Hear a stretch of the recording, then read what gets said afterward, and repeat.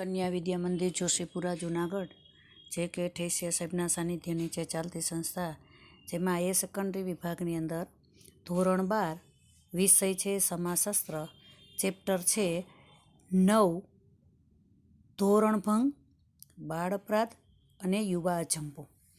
એમાંથી પેનો આપણે પહેલા પીરિયડની અંદર એટલે કે 2 પીરિયડમાં ધોરણભંગ વર્તનનો અર્થ અને તેના લક્ષણો, કારણો જોઈ ગયા. ધોરણભંગ વર્તનના જુદા જુદા કહી શકાય એવા કારણો આર્થિક, સામાજિક અને કૌટુંબિક જોઈ ગયા. હવે આવે છે ત્રીજા પીરિયડની અંદર બાળ અપરાધ જે છે એની સુધારણા. હવે જે અપરાધીઓ છે એની સુધારણા, ભલે કોઈ કહી શકાય સમસ્યા એક વખત નિર્માણ પામ્યા પછી એ નાબૂદ નથી થતી, પણ હળવી અવશ્ય થઈ શકે છે. એના માટે કેટલાક એવા પગલાઓ પણ રહેલા છે જેને કહેવાય છે બાળ અપરાધની સુધારણા. હવે સુધારો કરવા માટે શું શું કરી શકાય, તો એના માટે બાળ અપરાધની સમસ્યા કોઈ પણ સમાજ માટે પડકારરૂપ છે. દેશની આવતીકાલ સમા આ બાળકોમાં રહેલી અપરાધી વૃત્તિને એટલે ગુનાહિત પ્રવૃત્તિને સજાના માધ્યમથી નહીં પરંતુ સુધારણાના માધ્યમથી રચનાત્મક બનાવવી એ પાયાની જરૂરિયાત છે. બાળક હજી નાનું છે, ઉંમર નાની હોય અને કોઈ ગુનાહિત પ્રવૃત્તિ કરી હોય તો તેવા સમયે તેને સજા કરવી એના કરતાં જો કહી શકાય કે સહાનુભૂતિપૂર્વક વર્તણૂક કરવામાં આવે તો એ બાળક છે એ સુધરી શકે ખરું. એ પાયાની જરૂરિયાત છે. આ બાબતને ધ્યાનમાં રાખી ભારતના સંવિધાનમાં બાળકો માટે કેટલીક કાનૂની જોગવાઈઓ કરવામાં આવી છે. આ જોગવાઈ અનુસાર કેટલીક સંસ્થાઓની સ્થાપના પણ કરવામાં આવી છે, જેનું સંચાલન સરકારી અને બિનસરકારી સંસ્થા દ્વારા કરી શકાય છે. રાજ્યને આ સંસ્થાઓની આર્થિક અને વહીવટી જવાબદારી સોંપવામાં આવેલ છે અને પૈકીની અગત્યની સંસ્થાઓ નીચે મુજબ ગણાવી શકાય. પહેલું છે બાળ અદાલત. હવે એના દ્વારા કઈ રીતે સુધારણા થઈ શકે છે બાળકોની તે જોઈએ. દેશની સામાન્ય અદાલત કરતાં બાળ અદાલત થોડીક જુદી પડે છે. ભારતમાં કલકત્તામાં 1941માં સૌ પ્રથમ બાળ અદાલતની સ્થાપના કરવામાં આવી. આ બાળ અદાલતમાં સામાન્ય રીતે 16 વર્ષથી નીચેની ઉંમરના બાળકો જેણે અપરાધી પ્રવૃત્તિ કરી હોય તેમની સામે કાર્યવાહી કરવામાં આવે છે. બાળ અદાલતના ન્યાયાધીશો કાયદાના નિષ્ણાત અને બાળ મનોવિજ્ઞાનની તાલીમ પામેલા હોય છે. એટલે કે બાળકો કઈ ઉંમરે કેવું વર્તન કરે છે એના માટેની એને તાલીમ લીધેલી હોય છે. બાળ અદાલતનું વાતાવરણ સહાનુભૂતિપૂર્ણ હોય છે. બાળ અદાલત બાળકે કરેલા અપરાધી વર્તનના કારણોની સંપૂર્ણ જાણકારી મેળવી બાળકને સજા નહીં પણ સુધારવા માટે સુધારણા ગૃહમાં મોકલવામાં આવે છે, જ્યાં ઘર જેવું જ વાતાવરણ ખડું કરવામાં આવે છે અને બાળકને સમજાવી કંઈક પ્રલોભન આપીને એ બાળકને પાછી પ્રવૃત્તિ ન કરે એના માટે તો કે સુધારા કરવામાં આવે છે. બીજું આવે છે કે કાયદાકીય દ્રષ્ટિએ પ્રોબેશન. પ્રોબેશન એટલે અજમાયશી મુક્તિ, એટલે ટૂંકા ગાળાની મુક્તિ. જ્યારે કોઈ પણ બાળક પ્રથમ વખત ગુનાહિત પ્રવૃત્તિ કે વર્તન કરે અને તે બાળક બાળ અદાલતમાં સાબિત થઈ જાય ત્યારે તેવું વર્તન કરનાર બાળકને બાળ અદાલત સુધાર ગૃહની અંદર મોકલવાને બદલે ક્યાં મોકલે છે? પ્રોબેશન પર મોકલે છે.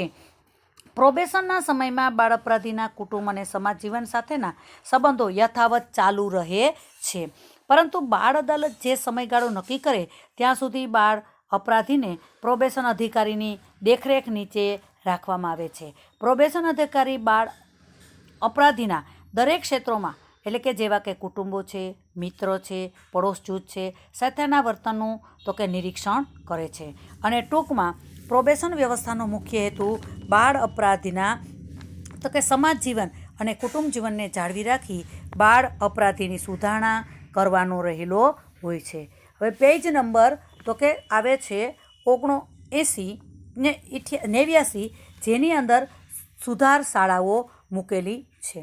હવે સુધાર શાળા આપણે જોઈએ તો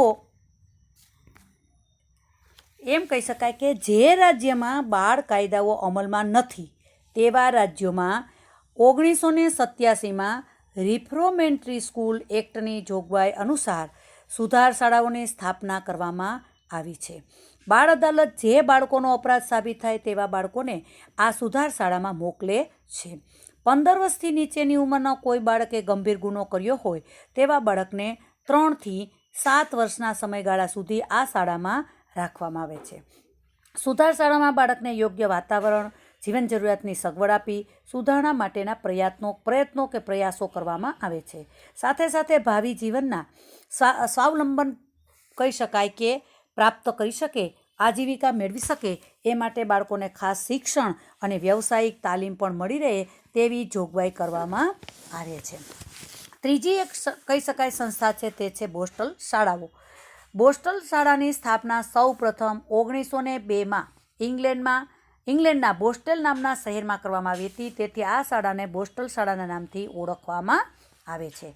કાનૂની જોગવાઈ અનુસાર ભારતમાં પણ આવી શાળાઓની સ્થાપના કરવામાં આવી છે. આ શાળામાં 15 વર્ષથી 21 વર્ષ સુધીની ઉંમરના કિશોર અને યુવક અપરાધીઓની સુધારણા માટે વિશિષ્ટ જોગવાઈઓનો પ્રબંધ કરવામાં આવે છે. જે રાજ્યમાં બાળ કાયદાઓ અમલમાં તો કે છે ત્યાં 15થી 21 વર્ષના ગાળા સુધીના બાળ અપરાધીઓને આ શાળામાં રાખવામાં આવે છે. બોસ્ટલ શાળાના 2 પ્રકાર પડે છે, એક બંધ બોસ્ટલ શાળા અને એક ખુલ્લી. આ બંને પ્રકારની શાળામાં બાળ અપરાધીની વય મુજબ છોકરાઓ અને છોકરીઓનો ઔદ્યોગિક તાલીમ આપવામાં આવે છે.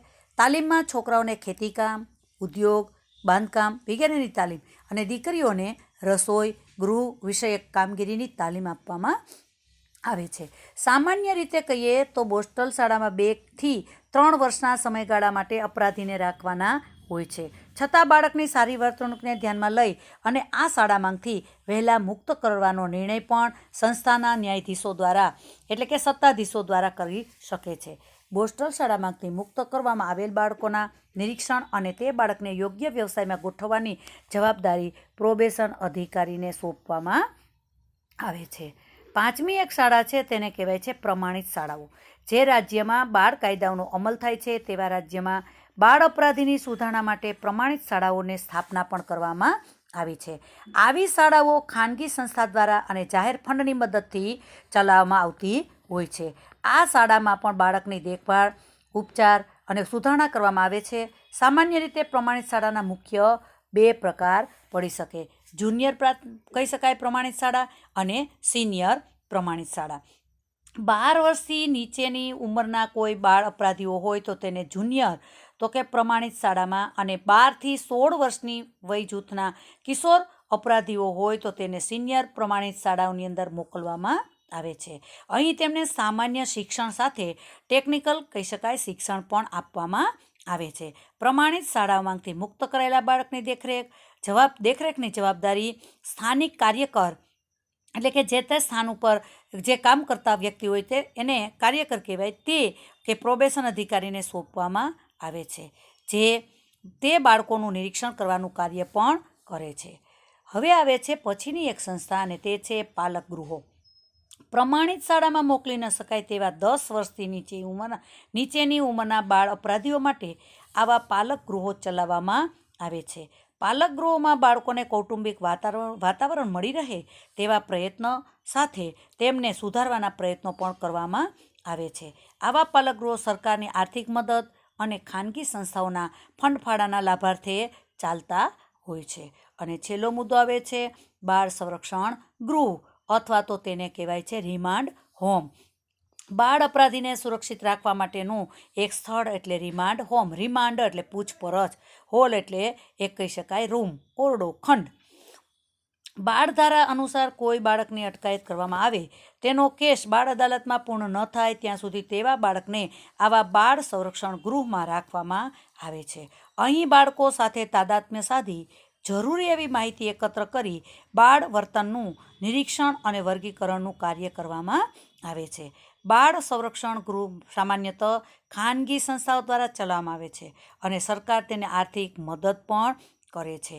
આમ કહી શકાય કે આ સંસ્થાઓ અપરાધી બાળકોનું વર્તનમાં સુધારો કરી તેનામાં સમાજના ધોરણો અને મૂલ્યોનું આંતરીકરણ કરી અને કરે છે. અને આ રીતે જોઈએ તો એક આદર્શ યુવાન કે નાગરિક તૈયાર કરવામાં આ સંસ્થાઓનું ઘણું જ કહી શકાય કે યોગદાન છે. દરેક રાજ્યોની અંદર, દરેક જિલ્લાઓ મથકે આવી જુદી જુદી કહી શકાય કે બાળ અપરાધી કે ગુનાહિત પ્રવૃત્તિ કરતા બાળકો માટેની સુધારણાની કેટલીક એજન્સીઓ કે કેટલીક સંસ્થાઓ છે ચલાવવામાં આવે છે અને બાળકો છે ફરીથી તો કે બાળ ગુનાહિત પ્રવૃત્તિ ન કરે એના માટે રચનાત્મક કાર્યો છે એ કરવામાં આવે છે. હવે પછીનો જે પીરિયડની અંદર છે એ આપણે એટલે ચોથા પીરિયડમાં આપણે તો કે કહી શકાય યુવા અજંપો એટલે શું અને યુવા અજંપાનો અર્થ અને તેના કારણો છે એના ઉપર આપણે જોશું. અસ્તુ.